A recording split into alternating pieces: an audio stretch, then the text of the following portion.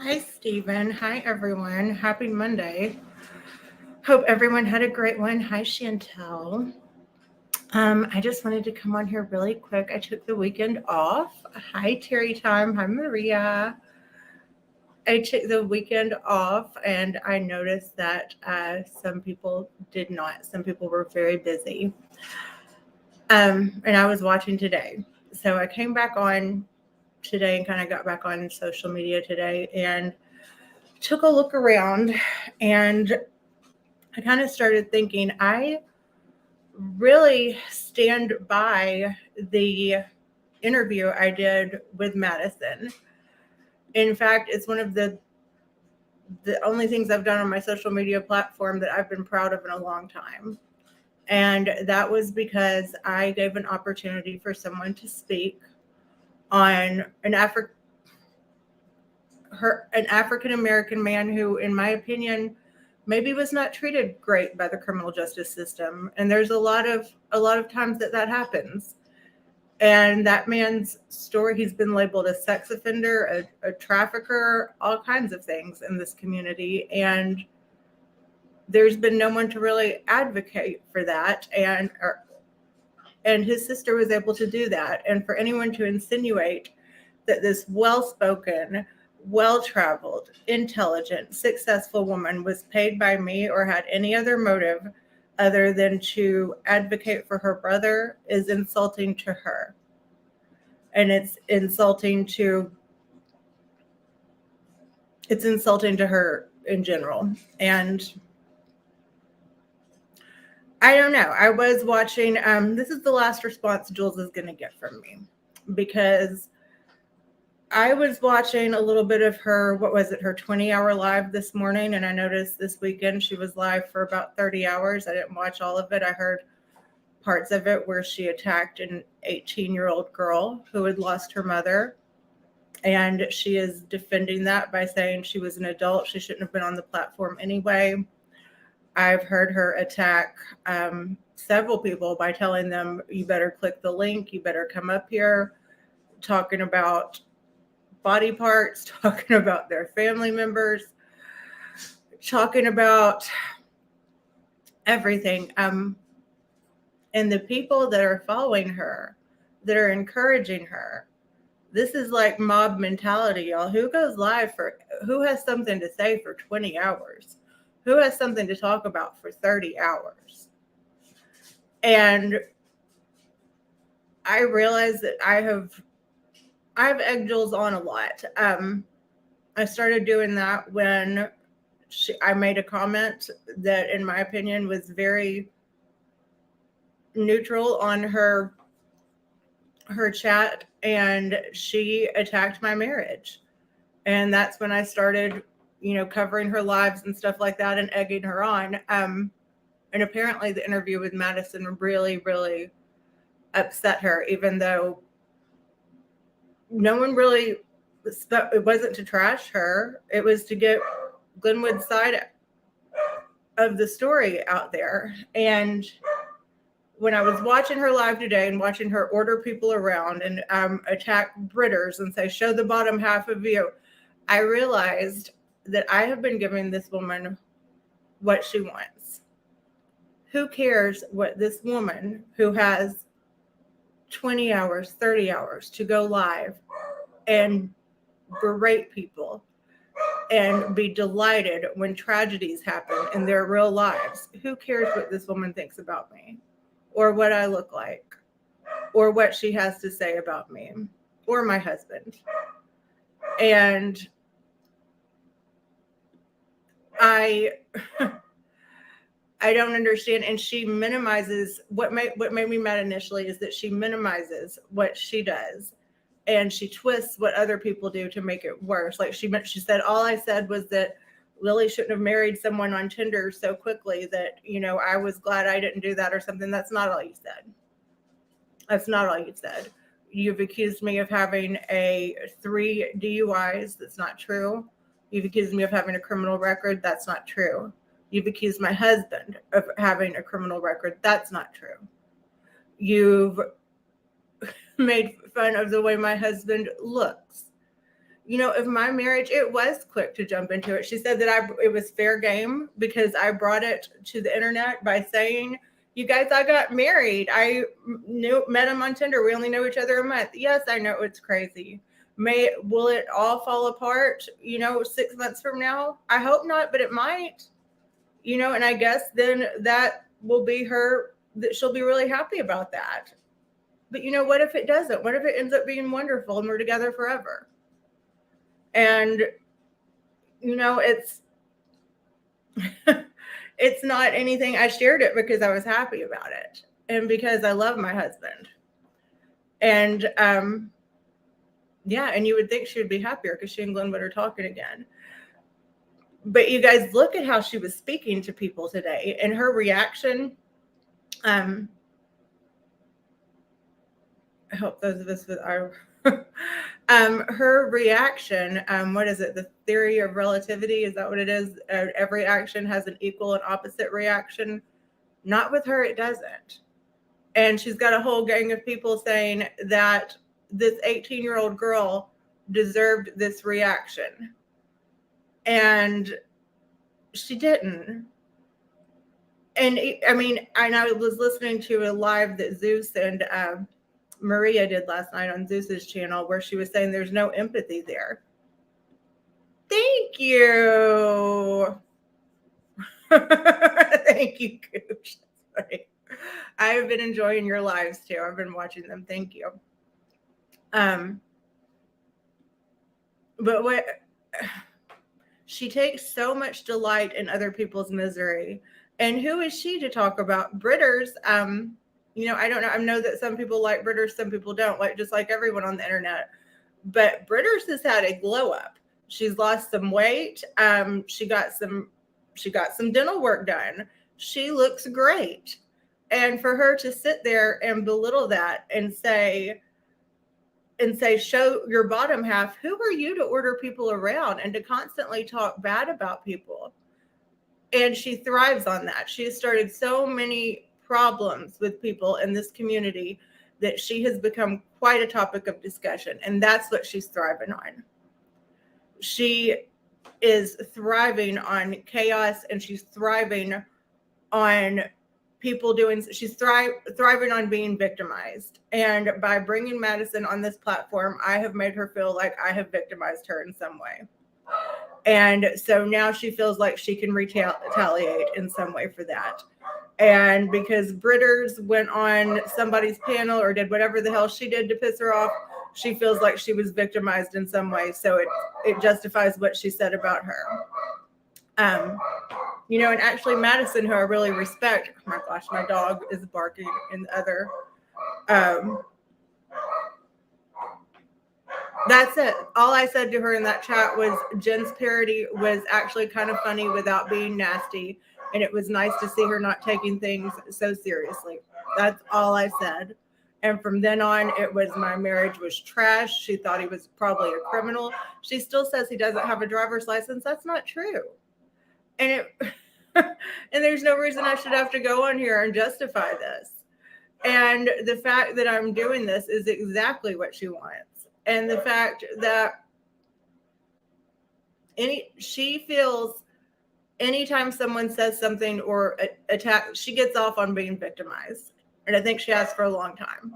I think that if she's not a victim of something, she has nothing going on in her life. And she's victimized by Siwa. She's victimized by Maria. She's victimized by Jen. She's victimized by Britters. She's victimized by Zeus. She's victimized by Johnny Mac, and then sits on there and attacks these people and demands that they click the link.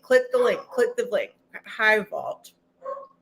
And he wasn't her relative, her spouse, or her friend that I had on here. I didn't reach out to her family member. I reached out to someone, again, has been a wide topic of people of this community, has had several allegations thrown at him. I never told Madison that Jules said anything bad about him.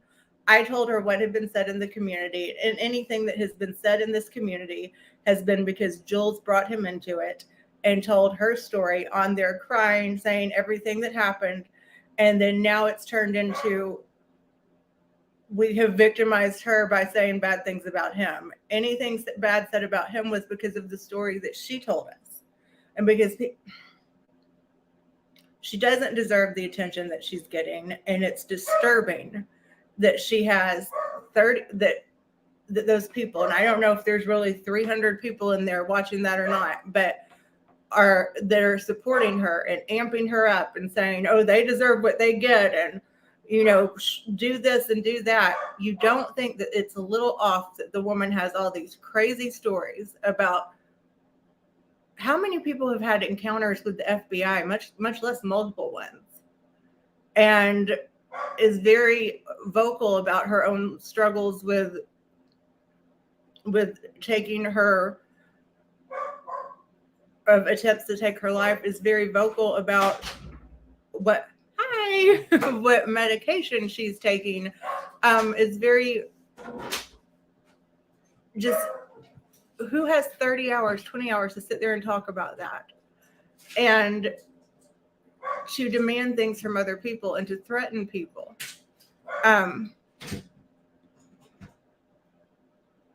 If the stepmom would have put, yeah, of course she would have. The only reason she didn't interview the stepmother is because she said no. And they hype her up so they can watch what happens. And in my opinion, she's going, I don't know what her end game is. She's not one to, I mean, the past few days, the 30 hours and the 20 hours, that's insane. Talking to a girl that old and then saying she's an adult. She's an adult. I'm sorry. I guess 18 is legally an adult, but your brain's not finished developing. You're a teenage girl whose mother you've had an issue with, and you're going to bring that up because you can't just be the bigger person, the mature person, the older person, and say, I'm not going to, even if this teenage girl said something to this 18-year-old girl, said something to piss me off, I'm not going to respond because I am an adult. And I am, even though she's legally an adult at 18, my brain is fully maturing, and maybe I will have some compassion because she's still a teenager who has had issues with her mother. And I'm not going to say something ugly to her. I'm not going to go out of my way to make her cry or to turn her trauma and to weaponize her trauma. So this is really the last response she's going to get from me. And I've said this before. It's hard to change content because you get wrapped up in this, and you get, if you try to change content, you don't get viewers. And I do enjoy doing this. I enjoyed my interview with Madison because I enjoy hearing other sides of people's stories. I enjoy true crime things. I enjoy when I started my podcast, I was so proud of myself. When I did the interview with Faith from Vanderpump Rules, and got mentioned in newspaper articles and stuff, I told all my friends and family and stuff about that. Do you think I tell people about this? No. Not a lot of people, because it's not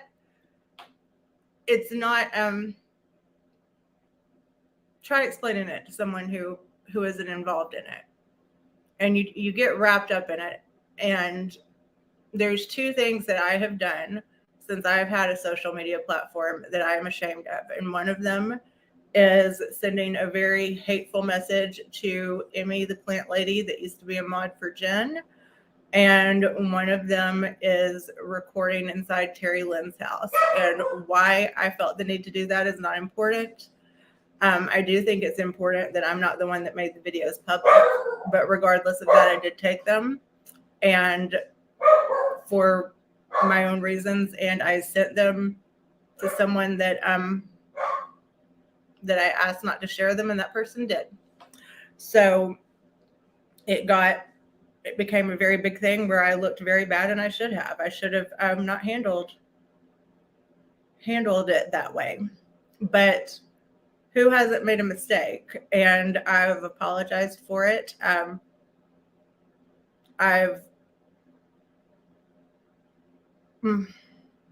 I feel bad about it. I have apologized to Emmy. I've not reached out and apologized to Terry Lynn personally because I, for my own reasons, don't feel comfortable doing that.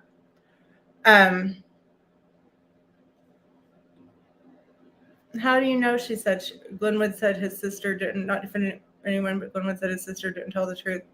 How do you know Glenwood said that? And if he did, okay. I think she told her truth. She didn't strike me as a liar. Everything else I can rest easy about. I never took money from Tracy. People talking about prank calls and stuff and saying I brought my husband into this because I had him make prank calls. I had him prank call Jen once. It was more of a joke and kind of a joke with Jen. I never had him do anything mean. And then people are going and looking at his freaking Facebook that he hasn't even logged into since for years and years. Can't even get on there to private it. Doesn't know the password or anything. So you're looking at old pictures and what do you think his family's going to say when, okay, and Jules was more than welcome to come and talk about that. So what do you think my husband's family is going to say if someone contacts him? Yeah, we would love to go on this weird YouTube channel and talk about our relative and create a bunch of drama. Sure, sign us up. Do you think that's what's going to happen? But I have been given, because it's funny, I've been giving this woman far too much attention. But I kind of realized watching it today, and I was kind of, my mouth was just gaping open, and I know. I mean, I'm not ashamed of my husband's name. I'm just saying that I don't feel like the reactions to things is becoming some sort of mob mentality where what does that have to do anything? You've got people in there just amping her up, and you guys don't see the problem with someone who can stay live for 20 hours, for 30 hours, who is she's not acting rational. And if you think she's acting rational, then I believe that says a lot about you. And I was listening to a little bit of another live where somebody's ridding someone for filth because they found out in a text message that they called someone else hateful and blah, blah, blah. And it's like, my God, like when it boils down to it, does any of this really matter? Like I really enjoyed doing interviews and stuff. And Madison kind of reminded me of that. I enjoyed doing that. I was good at it. And I, maybe should think about getting back to that. And it's so easy to get,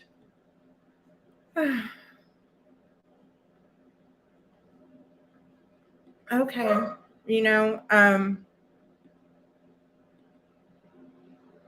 but it's like these people saying things like it's fact, like them saying that I'm driving my husband around, that it's fact that he doesn't have a driver's license. How the hell would you know that? How the hell would you know anything about me that I haven't shared on here, or anything about, because you heard someone say I stole Tracy's money, you're going to think that forever? No. It's insane to me. And I've told you the two things I felt bad about, that I feel like I've done wrong. And, I'm sure that there are times that I've said things that I shouldn't have out of anger, that I've said asshole things. Who hasn't? Who hasn't?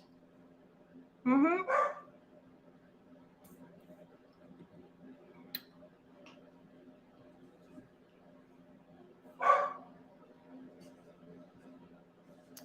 And she's happy that they're talking again. So you would think that she would have calmed down, but she was really giving everybody the business today. And really, I've never seen someone, she's not sorry for a thing that she has said or done to anybody. Who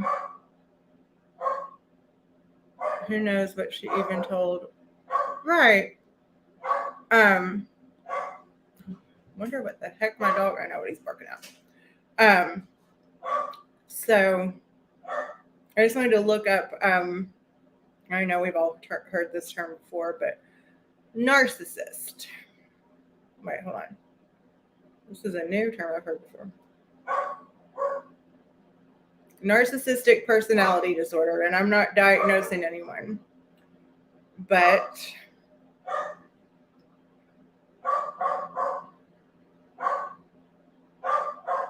the 5 main, let's see, find a more. What is narcissistic personality? Oh, thank you, Bald Cat. What is narcissistic personality disorder? Jagger! Jax, come here. What is narcissistic personality disorder? Oh my God. Jagger! Come on. Hold on.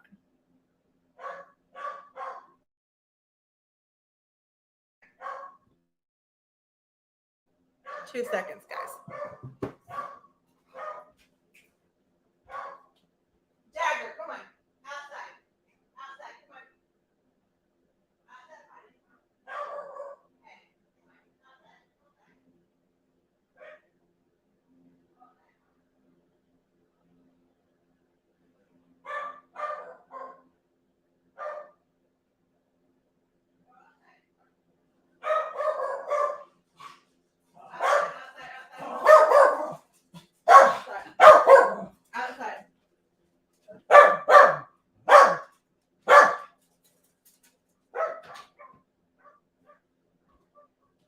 Lord.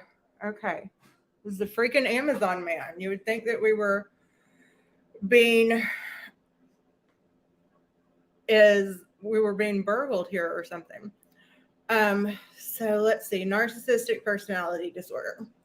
The word narcissism gets tossed around a lot in our self-obsessed, celebrity-driven culture, often to describe someone who seems excessively full of themselves, blah, blah, blah.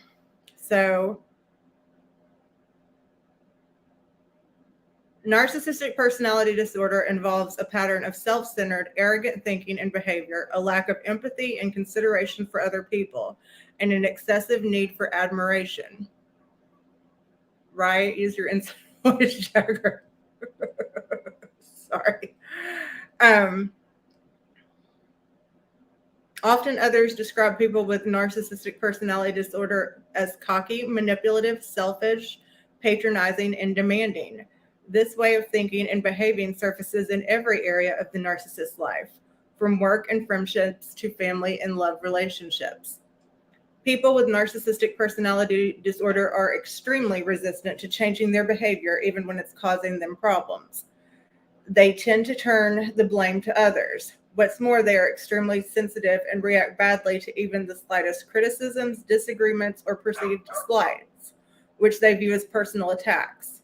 For the people in the narcissist's life, it's often easier to go along with the demands to avoid the coldness and rages. However, understanding more about narcissistic personality disorder, you can spot narcissists in your life, protect yourself from their power plays, and establish healthier boundaries.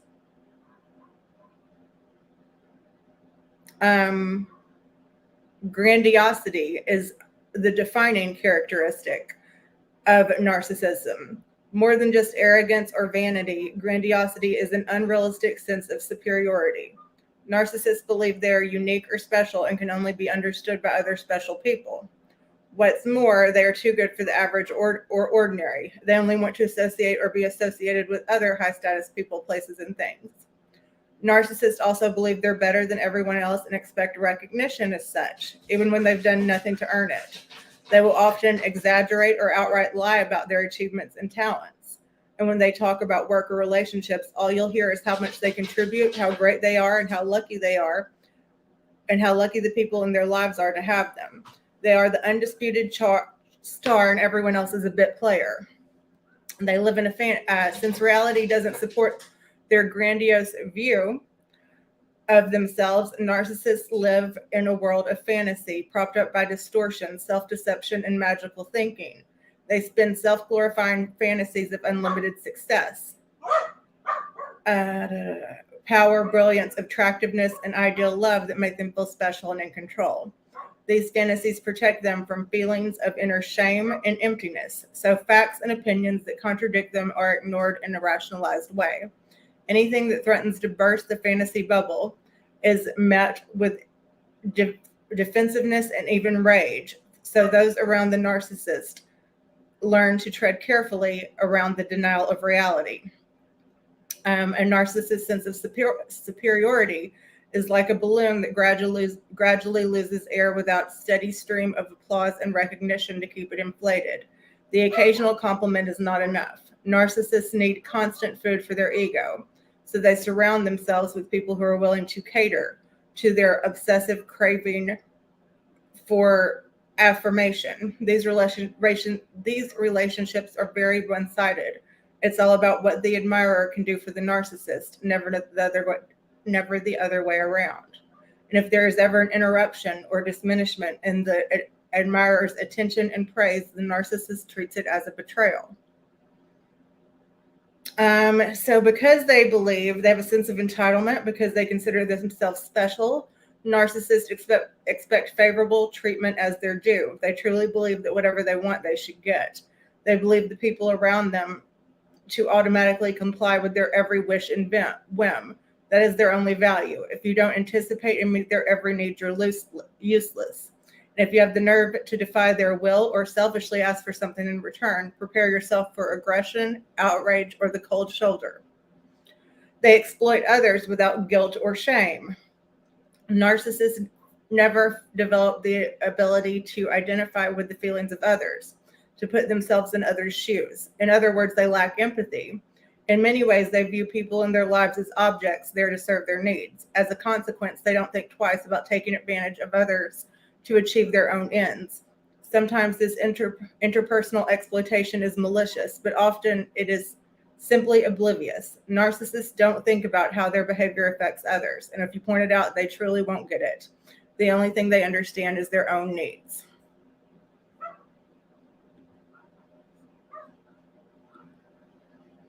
I mean, it's kind of describing her to a T here. They frequently demean, intimidate, bully, or belittle others. Narcissists feel threatened whenever they encounter someone who appears to have something they lack, especially those who are confident and popular. They're also known to threaten people who don't kowtow to them or who challenge them in any way. Their defense mechanism is contempt. The only way to neutralize the threat and prop up their own sagging ego is to put those people down. They may do it in a patronizing or dismissive way, as if to demonstrate how little the other person means to them. Or they may go on the attack with insults, name-calling, bullying, or threats to force the other person back into line. So different types of narcissism. It comes in several forms. Overt or grandiose narcissism, which is where they are extroverted, but they're also uncooperative, selfish, and overbearing. Their exaggerated self-image and high self-esteem allow them to be confident and assertive. However, they're likely to overestimate their own emotional intelligence. So I think we've kind of covered it. There's a lot more about that if you're interested. I just Googled narcissism, and that's on www.helpguide.org. So anyway, guys, I'm going to try again to kind of, I'm sure I'll talk about, like, I have friends on here, and I am interested in the streams of people that I respect on here. And I'm just so sick of her. After hearing her for 50 hours, aren't you guys sick of it too? And aren't you guys sick of the threats? Like, who the hell is she to body shame people over and over again? To threaten, like that says, like the punishment doesn't fit the crime. Everything. I saw someone in her live today say it was something that was not, like, in her defense, in the girl's defense, maybe it was out of line. It wasn't that exactly, but I mean, she was like, well, maybe you don't need to be in this chat and blah, blah, blah, blah, blah. And, you know, I think you've got a lot of people in there.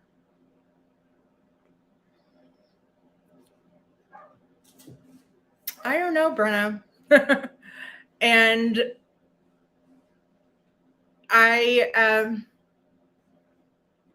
you know, whoever it is, I don't know what kind of bombshell they're going to drop about me. I don't know. So I don't understand. I mean, never been an FBI informant, never been to jail, no criminal past, don't have children, never had an issue with CPS with my children, never committed a hit and run.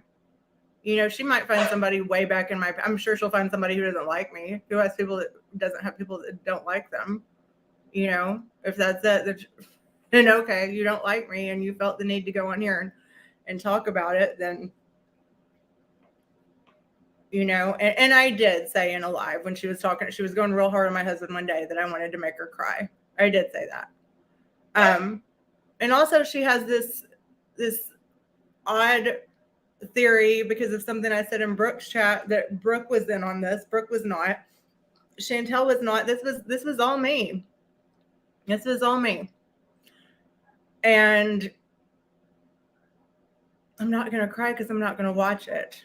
And whatever it is, I'm not going to address it because I can tell you if it's somebody who has some dirt on me, I probably have some dirt on them. And if it's someone that if it's someone from my real life who has dirt on me, then I for sure have dirt on them. And if it's someone from the internet that I made a jackass remark to, then, you know, I guess she caught me.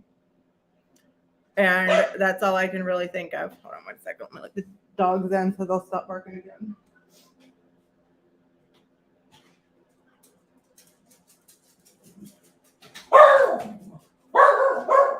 Oh my gosh, they never stop barking.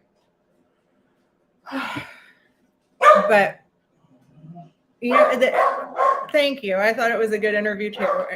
Jagger, my God. I thought it was a good interview too. And it made me remember what it felt like to feel good about something I did on here and do something that was kind of trying to show. Why is my clicker not working? It's like it's frozen or something. And do something that I thought was important or what the hell, guys? There we go.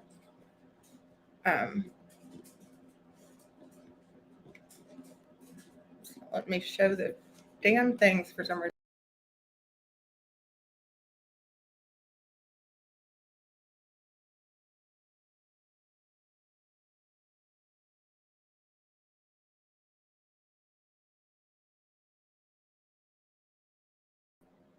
All right, guys, it kicked me out for some reason. There we go.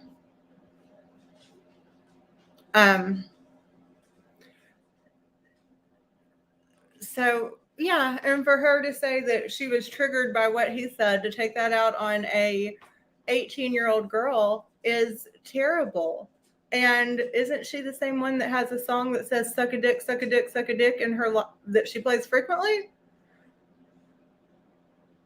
Yeah. And hey, Days, we're just talking about how we're talking about narcissism and how this is going to be the last response Jules gets from me, because she's thriving on that and she's thriving on being a victim. She can't stand it if she's not being victimized by someone. And from what we read, she exhibits a lot of the qualities of being a narcissist. And I'm not diagnosing her, but especially from what we've seen in the last 80 hours or so, I think that that's a fair thing to say, that she exhibits those qualities. So anyway, I was just going to do something very quickly tonight. And then, I don't know, I'll start talking about, like, I don't know. I don't really want to do shows. I might I don't know. I'll figure out something interesting, guys. There is a really fascinating. I'd like to start talking about more psychology stuff, because that's really kind of why I like dissecting these lives on here. But apparently, that is dealing with people who are unwell and have too much time on their hands. And I think that my reaction made her have a reaction on that girl and on everybody in her freaking path. So there is a documentary, guys, called on Amazon Prime called Tickled.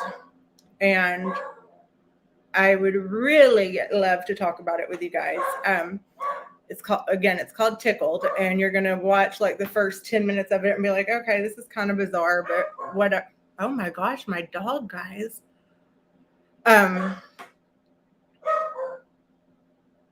He's so mouthy. He's been quiet all day until I started doing this. And they don't listen to me, so I don't know what to do.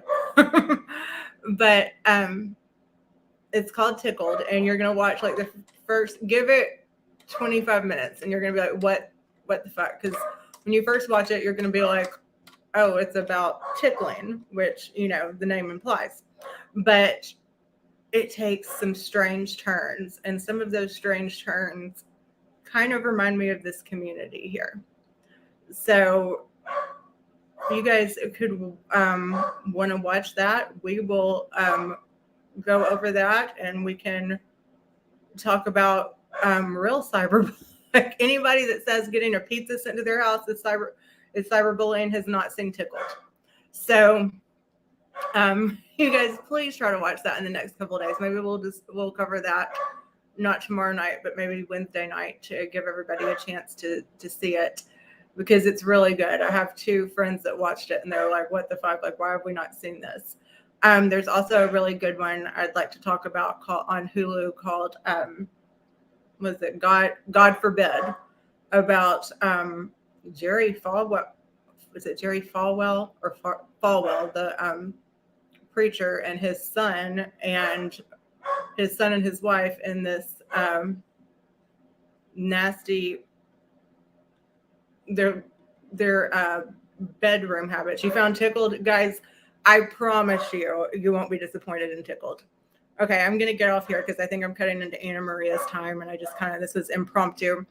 But thank you for listening to what I had to say, and thank you for your support always, and for watching, and members and subscribers. And you know, you can support the channel anyway, and just by watching and hitting the like button. And you know, maybe we all kind of realized something in the last 48 hours that there are, yes, message me and tell me what you think of it. Oh my God, I can't wait for you to watch it.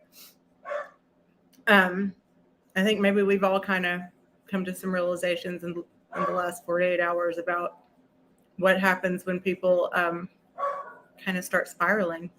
Okay, guys, you have a good night, and everybody mark themselves safe if a certain someone is not laid down yet. And I will talk to you guys tomorrow or the day after. Bye.